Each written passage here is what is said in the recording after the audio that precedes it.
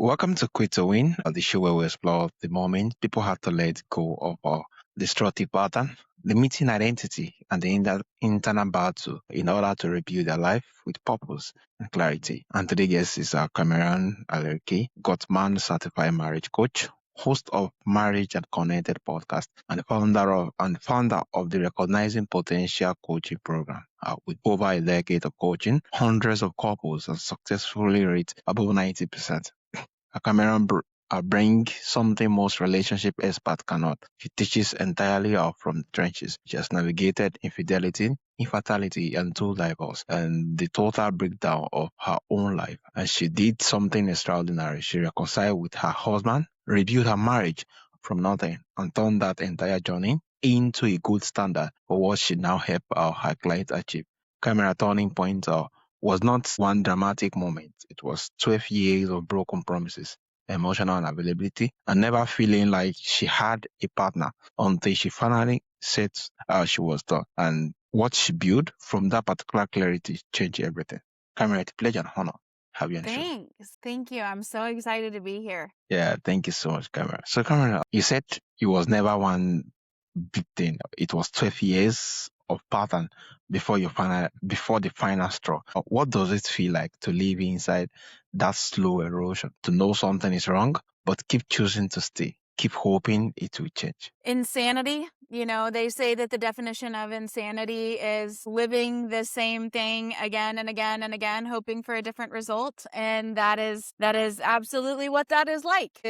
You going to your husband and saying, will you go to therapy? Will you get help? Will you try something different for 12 years? Every Thursday for 12 years is like, you just finally the straw that breaks the camel's back is something small that you don't even remember. But it's like living insanity.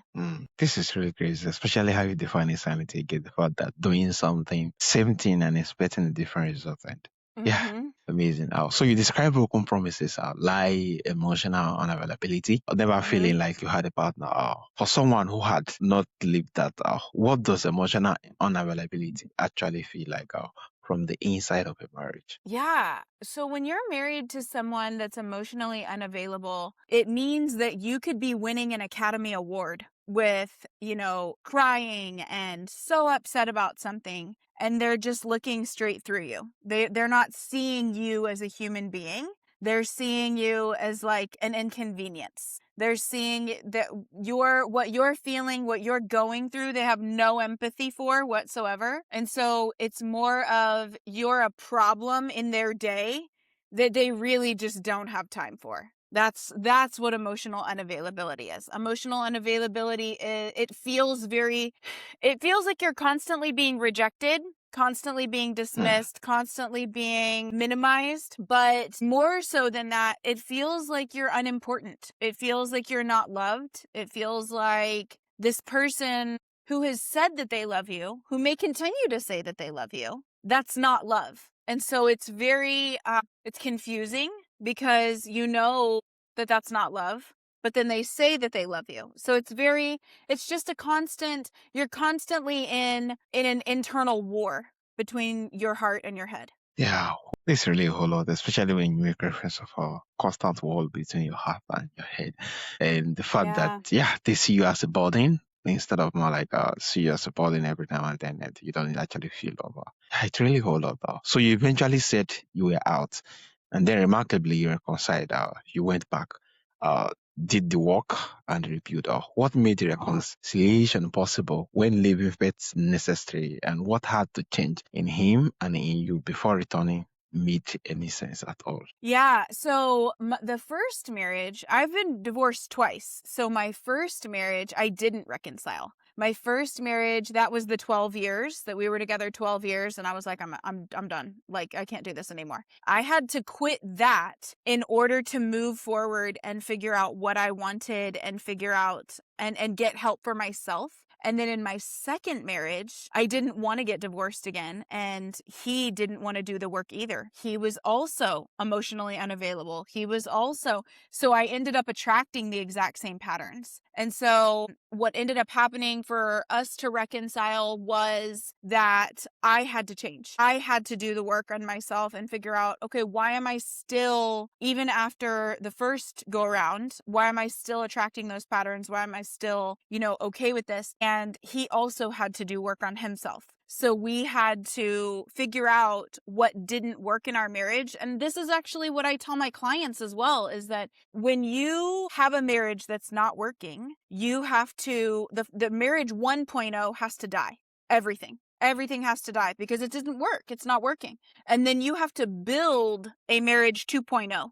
And it's very slow. It is very intentional. It is very strategic because essentially you're learning completely new strategies, completely new maturity, completely new thoughts, and rewiring your brain and everything at the same time. And that's what we had to do. We had to very methodically go through and say, this is what didn't work before. How are we going to change that? This is how you spoke to me before. We're not doing that again. That kind of thing. So it was a lot. Yeah. Yeah, amazing. And I'm glad you're able to reconcile. So your coaching asks a question most people never consider. Not is this marriage worth it, but am I qualified to rebuild? Am I qualified to build the marriage I want? What does that mean to Yeah. qualify for marriage, and what makes most people unqualified without knowing it? Yeah. So when you are asking the question, is this marriage worth it? It's the wrong question. The question, am I qualified to be in this marriage, is actually much harder. It's a much harder answer that you have to face because within your marriage is going to be a mirror. And in that mirror, you're going to have to look at yourself because your partner is going to reflect the things in you that still need to be fixed. Now, if you don't have self-awareness, you're not qualified to be in a marriage. If you're defensive, not qualified to be in a marriage. If you are, if you think you're better than your partner, which happens quite frequently when you roll your eyes at them or you are talking to them in a condescending tone or something like that, you're not qualified to be in a marriage. So all of these things, it requires you, in order to be qualified, we think we're qualified simply because we're old enough to get married. We're at an age where we're mature, quote unquote, but that maturity is not guaranteed just because we're of the age of being able to be legally married. Being qualified is much deeper and much harder. Have we looked at all of our childhood patterns? Have we looked at what our traumas were and actually worked through them, not just suppressed them or swept them under the rug? Do we understand our patterns, not only in relationships, but also out of relationships? Do we understand where those patterns come from and why we're doing the things we're doing? We have to really look at the way we treat our partner and why we treat our partner that same way. Are we just repeating patterns that our parents did? Or are we fully intentional with the way that we're treating them? Do we treat our friends better than we treat our partner? So looking at all of that is how we truly look and see if we're qualified to be in a marriage. This is really amazing, especially when you just ask the question that, yeah, the fact that you're up to that age does not mean you qualify for a marriage. Yeah. But there are a whole lot of indices that shows that, yeah, you're really willing to put in your heart to make this work out. Yeah. A whole lot to really look at in here. And also, you have our 90% success rates with couples out. That's extraordinary. In a space where most people already have decided to leave. What is the thing that separates the couple who make it from those who do not? Is it this severity of the problem or something else entirely? That's a good question. What separates those who make it from those who don't is commitment. That's all it is. It's choice. Do you choose to make it work or do you choose not to? Are you all in or are you half in? A lot of people that come to me they have 1 foot in and 1 foot out. Well, I might make it work, but if it doesn't work, we'll just get a divorce. Well, maybe, but maybe not. Those are the things that if you're committed to the marriage, it will work. If you're all in on making yourself better and making your marriage better, it'll work.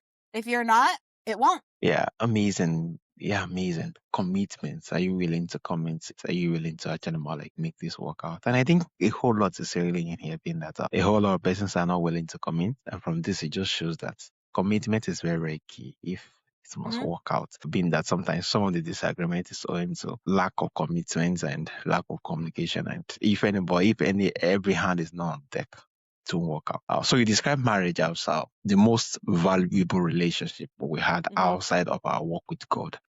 Yeah. What does faith do to marriage that commitment alone cannot? And how does it show up in your work or you do with couples who may not share that particular? So good. Okay. Your faith is going to teach you to believe in something you can't see. And for your Mm, marriage, you can't see the outcome. yeah, But if you're there and you're believing that it will work, you're believing in the potential of your partner and in the tools that you have and in yourself, if you're believing that it will work, you have faith in the marriage just as much as you have faith in a God you can't see, but you know unequivocally that He is there because you see miracles every day. You see babies born, you see sunsets, you see animals that, the circle of life there. You see money that comes to you that you had no idea was coming to you. Every single day you see miracles. You also have to believe in your marriage the same way. So, yeah, faith is everything. Additionally, if you are watching, you'll see this, but if you're just listening, I kind of have my fingers making a triangle. Imagine this triangle where God is at the top and you and your partner are at the bottom corners. The closer you are to God, the closer you're going to be to your partner. The further away from God you are, the further away from your partner you are. And many people think that disconnection is caused by conflict. Oh, we're fighting a lot, so that's why we're disconnected. No, you're fighting a lot because you're disconnected. When you start connecting, you'll fight less. You'll be yeah, disconnected less. When you skip that yeah, cuddle session on Saturday morning because you've got a golf game or you've got things to do or, so-and-so is waiting and we got lunch plans or whatever, that's actually, that cuddle session is keeping you from fighting for the next 3 days. So maybe think about that before you say, no, thank you, I don't want to cuddle this morning. yeah, amazing. It's what make you believe or what you can see from the other end. And that actually more like Yeah, strengthening commitment owing to the fact that you might not see the result yet, but you believe on something being possible at the end of the yeah, tunnel. Yeah, I think it's really yeah, lovely, especially when you just meet people. So yeah, faith is really, really key. Especially you're not just dealing with your own behavior alone. You're actually more like looking at that of your partner and they might not be a bit, they might not be more like, see, you are not seeing the pattern you're looking for yet, but the fact that you just believe that, yeah, along the yeah, line, everything is going to turn out. yeah, It's really amazing. yeah. Yeah. So you're passionate about children, about what children learn by watching their parents do marriage. What are children actually absorbing? Not from that their parents says, but from what they witness every day and how much of what we repeat in our own marriage was learned that way. Everything, everything. So think about this. The way that you speak to your partner, you learned. The thought processes that you have about yourself. So if you think that you are stupid, if you think that you can't do it, if you think you're not good enough, if you think that there will never be enough time, money, love, whatever, all of that was learned at some point because you either had a parent that said the same thing or they told you that. Well, then you take that into your marriage and now you're projecting that onto your partner. So your partner says, hey, I noticed that you forgot to take out the garbage this morning. Now the thought in your head is, I'm a failure. I suck. I'm not good enough. I'm never going to be able to give them what they want. Right. And all she said was, hey, I noticed you forgot to take out the garbage this morning. Yeah, Right. So that's our internal dialogue. Okay. So that's what we've learned. Right. Now our children are learning the exact same thing. They're learning their internal dialogue. How you speak to yourself, how you speak to them is how they're yeah, going to speak to themselves and also how they're going to speak to their partner. So they're not only learning that, but if you have boys in your house, they are looking at their father or the father figure and looking at what does a man look like? How does a man handle stress? How does a man handle requests? How does a man handle life? how does a man handle me? How is he as a parent towards me? Right? And then he's going to do the exact same thing, right? He is going to have the exact same relationship that you have. As a woman who's raising boys, boys are looking at women to see what's acceptable. Okay, how far can my dad push the line before my mom steps in and says, that's enough. I'm not dealing with this anymore. Yeah. How much can my dad forget? How much can my dad not do? How much can my dad not show up before my mom gets mad and says something about it? Okay, so that's what he's seeing. Girls are looking at their dad and seeing, okay, what kind of a man do I need to choose? What kind of a man do I need in my life that will love me? And she's going to pick the exact same type of man that her father is. Now, men, if that just punched you in the stomach a little bit, there's some things that need to be changed there. Now, as a woman raising girls, they're looking at girls saying, okay, what does a woman do? How does a woman act? Is my mom always in her feminine? And she's able to receive, and she's calm, and she's vibrant, and she's, very feminine features. That's how I need to act. But is my mom always in the masculine because my dad doesn't show up? So my mom's having to do everything because my dad doesn't. So now she's going to be in her masculine and choose a more feminine, wounded feminine man. And not wounded feminine of like men or women. That's not what I'm saying here. Everyone has feminine and masculine features. But a man who just comes home at night and says, well, I went to work today, so now I'm done. He's in his feminine. Now he wants to be treated like a king, but he's not acting like a king. And so that girl is going to grow up thinking she has to do. She has to carry the load, and she's going to choose a man who doesn't carry the load. You see how that works? Now, another feature is repair. Repair. If you are fighting and you are letting the kids see the argument, but you're not letting them see repair, one of two things is going to happen. They're either going to grow up thinking, oh my God, fighting means divorce, or they're going to grow up thinking, well, if we have a fight, we don't need to say we're sorry. We don't need to repair that. And repair is the most important feature that you can have in your marriage. You can fight every single day, and it doesn't matter as long as you repair afterwards. That's what your kids are learning. So if you're repairing after they go to bed, they see the argument, and then the next morning they see, well, mom and dad are fine. So when they get married, they're going to think, well, we had an argument last night, but we don't have to do anything else because we're going to be fine tomorrow morning after we've had a good night's sleep. So, and that's not true. So this is, everything that we learn from our parents. And the thing of it is that from birth to 7 years old, your subconscious is growing. It's like a sponge. The state that you're in between, like, I'm not quite asleep, but I'm also not awake. That's called a theta state. And your children are in that state constantly. That's when they're learning, they're absorbing everything. So even that's why when you see a little kid and, maybe they're 3 years old and you say, oh shit, because you dropped something. And then the 3-year-old drops something 3 hours later and says, oh shit, because they don't know that that's a bad word. They don't know that you shouldn't be saying that, right? They're just doing what you did, and that's what they're absorbing.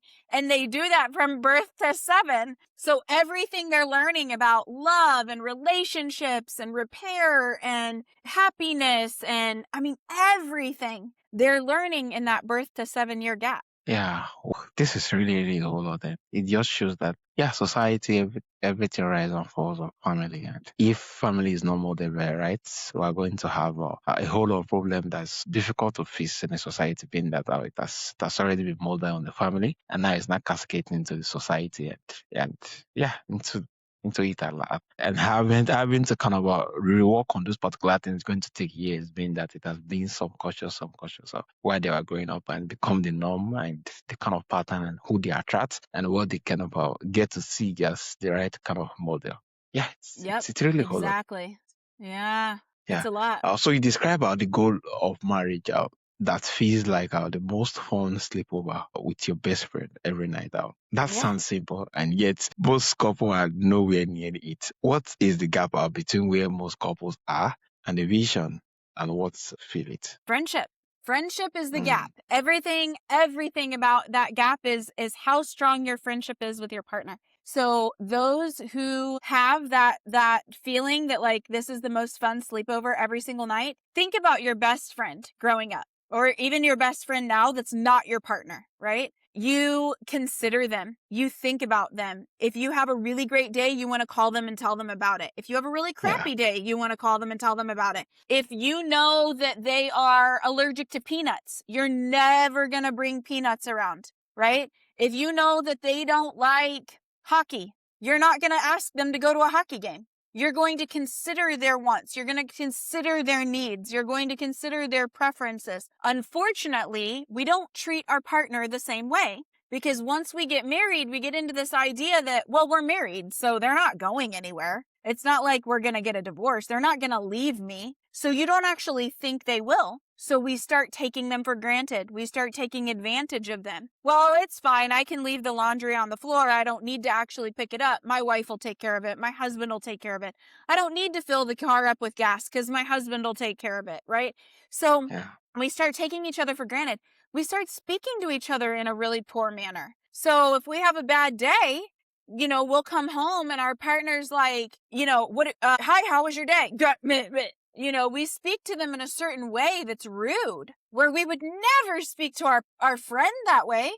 Do we ask our partner to go places with us and do things with us? Do we show them that they're wanted? Do we show them that they're appreciated? So that's what that is. That gap is all about friendship. The friendship is the difference between you leaving work every day and being like, oh, I don't want to go home. I don't want to deal with this. yeah, I don't, all of that. Or you're running out the door of your job and you're like, yes, let's get home. I can't wait. I know that my partner is going to have the best meal made, or I can't wait to, give my partner a hug and a kiss and tell them, hi, how you doing? Can't wait to play with the kids. That is the difference. That friendship is the difference between having a home that you don't want to go home to and having a home that you can't wait to get home to. yeah. Amazing. Friendship being very key. And I think Friendship. it's really lovely if every our marriage can model from friendship being that, yeah, friends are actually more like excited to see each other. They long for it. They want to share every moment. And yeah, it's really amazing. Having that as a goal, Mm-hmm. Mm-hmm. it's really, really more like, yeah, very lovely things to behold every now and then. So you say pride get into the way of friendship, humility, and vulnerability needed to truly thrive together.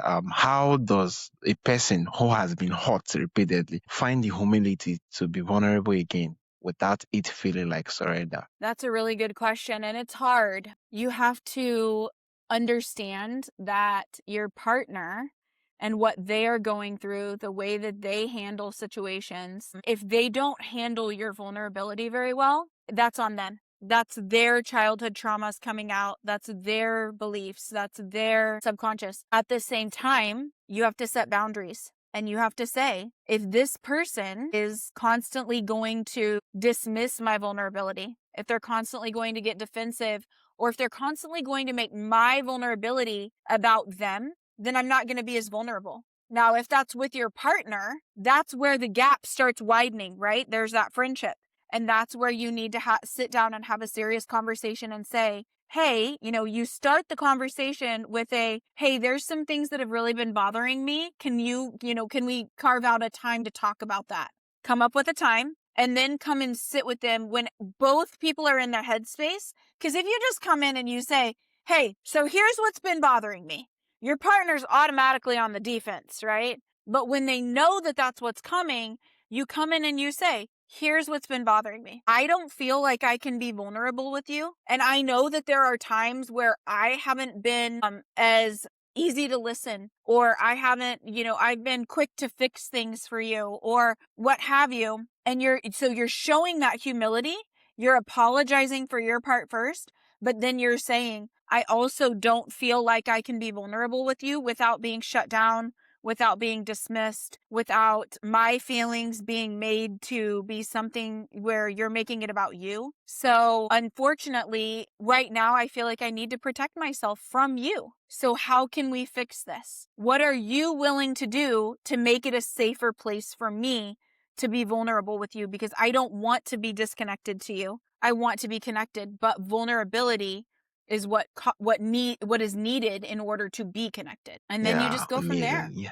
Yeah, set boundary in it. Yeah, work out some particular topic. Yeah, this is really amazing. And thank you so much for sharing your heart with us on this topic. So lastly, for someone now listening right now who is in the season of small heart accumulation, not at the final straw yet, but getting closer, what do you want them to hear before they get there? I want you to hear that your marriage is always worth it, and that most likely what is happening is that you don't need a new marriage, you need new strategies. And if you didn't grow up watching parents that had really healthy marriages, like a really healthy marriage and really healthy friendships, you don't know what that looks like. So you're repeating patterns that you think work, but obviously don't. And so you just need to learn something different. And it's no different than if you're trying to learn a new language. You're not going to go to the library and get a book and be like, okay, great, I'm going to read the book, and you're going to know how to pronounce those words perfectly. You have to get help for that. And there's literally as much shame in getting help for your marriage as there is getting help for learning a new language. There's none. But society has made it, oh, you're getting help for your marriage. And then we Yeah. feel judged, right? And that's what I want to change. I want to change that for people, because you can't learn a new language without a coach, and you can't learn to be qualified to be in a marriage and to have a healthy marriage without a coach who has also been where you've been. So that's what I would say, is that there's always hope as long as you have faith, and as long as you're willing to try, there's always hope. Yeah, as long as you're willing to try, there is always hope. And yes, Yep. faith is the fact that you can believe the impossible, and with true Mhm. commitments, a whole lot of things can work Mhm. out. Yeah, thank you so much, Kameran. Now, so from all things, we would love to reach out to you, to connect with you, either for coaching sections or to follow you on various media. How can they reach out, and where is the best platform? Yeah, several places. So I have my podcast every Monday that's called Married and Connected. I have a school community that has a lot of free resources in there, where it's videos and workshops and just different things that you can print off or that you can look at. So there's that. There is Instagram at married.and.connected, or my website, www.recognizingpotential.com. Yeah, amazing. Thank you so much, Cameron, and thank you for bringing this level of raw, honesty, and hard-won wisdom to quit away. Yeah, you remember that the final straw is never really about the straw. That's the most courageous things a person can do in a broken marriage. Ask not whether it's worth saving, but whether they are qualified to save it. It's one of these audiences going to kind of stay with you. Remember, your marriage is your most important team, and the team do not win by accident. They train. That's right. Once again, it's a pleasure That's and right. honor have you on the Thank show. you so much for Cameron. having me. It's been a pleasure being here.